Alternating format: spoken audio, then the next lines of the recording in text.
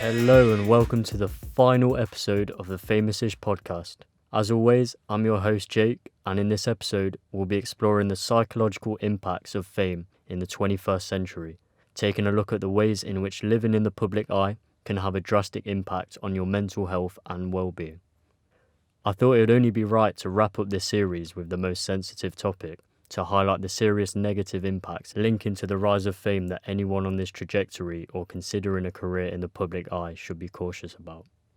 Starting off on the positive side of things, despite a lot of negativity being discussed in this episode, fame in the 21st century comes with its fair share of benefits, such as financial success, influence, validation, exciting opportunities, and career development, which nearly everyone aspires to achieve, making the perks of fame tempting for almost everyone. It is important to acknowledge and appreciate these factors that come with fame, but it is even more crucial to acknowledge its negative psychological impacts that can outweigh all of these benefits, even making some celebrities want to revert back to life before fame.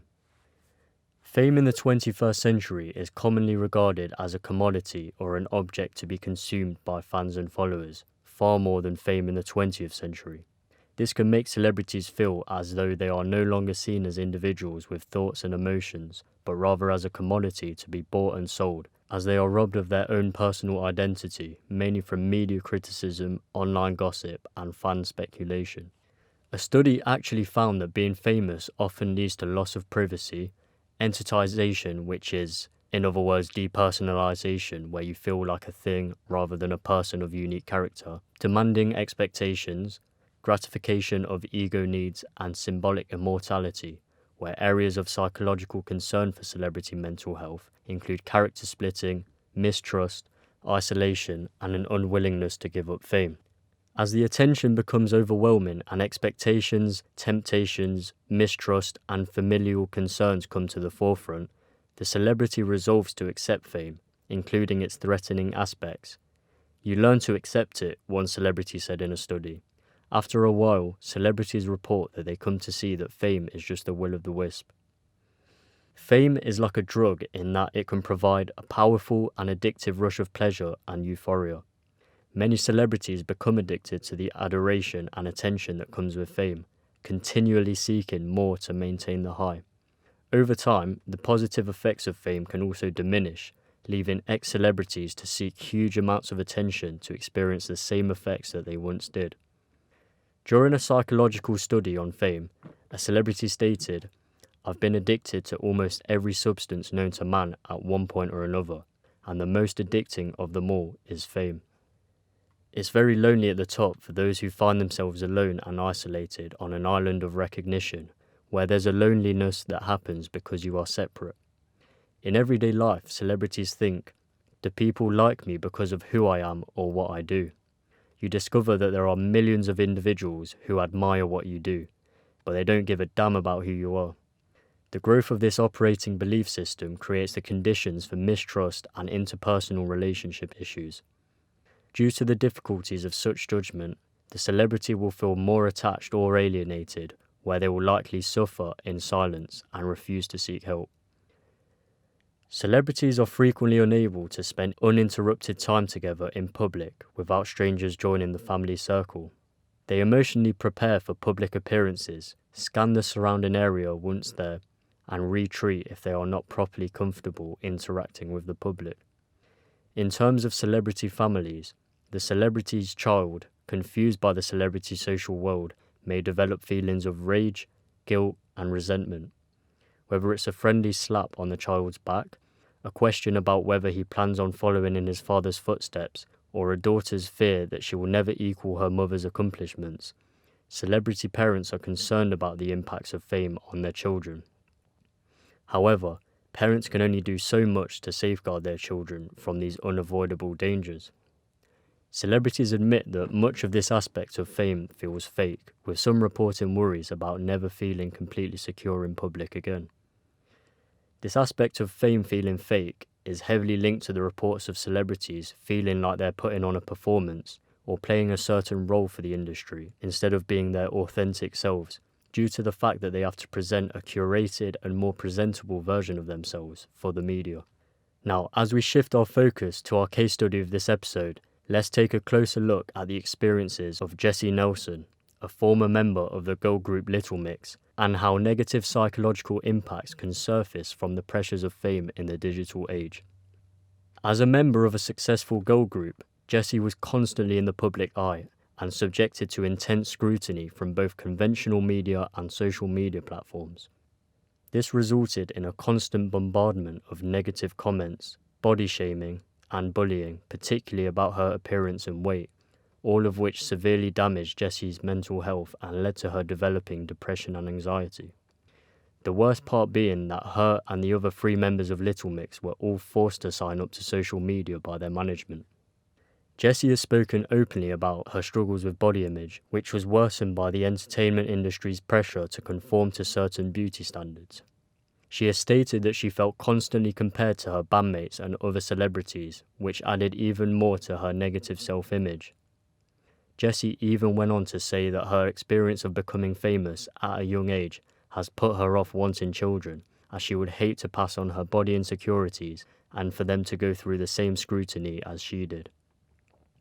All I cared about was what people were saying about me. I felt that I physically couldn't tolerate the pain anymore. A lot of people think, stop moaning, but until you've experienced it, it's hard to understand, and it doesn't just happen to people in the limelight. These are all things that Jessie has said in various interviews. This reminds me of a point mentioned in a podcast I was watching yesterday, where a British YouTuber was talking about hate comments, and he said, let's say he gets 300 comments on a video, for example. If 299 of them are positive, you're a gift from God, you're a treasure, I wish I was related to you, it doesn't matter. He gets one comment saying, this guy isn't really doing it for me, and you'll be like, who's that? Because this comment would stand out like a sore thumb and make him question what he's doing wrong. He says that you just have to accept that you're never going to be everyone's cup of tea, and he now tries to value the positive comments he gets as much as possible. Being in one of the most successful girl groups, Jessie obviously had very little privacy. She has spoken about how difficult it was to maintain a personal life while also being in the spotlight, and how she felt like she had to be on all the time in order to meet the expectations of her fans and the media. This led to major burnout and exhaustion, 2 of the reasons she gave for leaving Little Mix. She mentioned that the constant touring, recording and promoting took a toll on her mental and physical health, and that she was overdue a break in order to prioritise her well-being. This is particularly apparent when she is on stage, as she's discussed her struggles with performance anxiety, particularly in relation to live performances and public appearances. She has said that she often felt like she was being judged or scrutinised, which made it difficult for her to enjoy performing and led to feelings of stress and anxiety. This is obviously one of the main struggles that naturally comes with being a celebrity, as performing in front of an audience is hugely nerve-wracking, and my extent of this has just been presenting in front of a fairly small audience, but even still I struggled with nerves whilst doing this, and you have to be really built for it to mentally cope with the pressures of performing in front of a huge crowd. Amidst all of the negative impacts of fame in the digital age that we have mentioned today, all research participants in the fame study that was talked about at the start controversially claimed that despite fame's negative elements, it is worth it after all, and they would not trade it back. The material rewards of fame confirms the celebrity's being in the world, such that neither character splitting, isolation, mistrust, or fame's impact on family members led to celebrity regret over becoming famous. This is most likely a comparison of how the celebrity's status was before their earned fame compared to now, completely overlooking all of the negative impacts which they may not even realise exist for themselves. And that wraps up today's episode on the psychological impacts of modern fame. I hope that you found this discussion insightful and intriguing, as we gained a deeper understanding of the effects it can have on people in the public eye.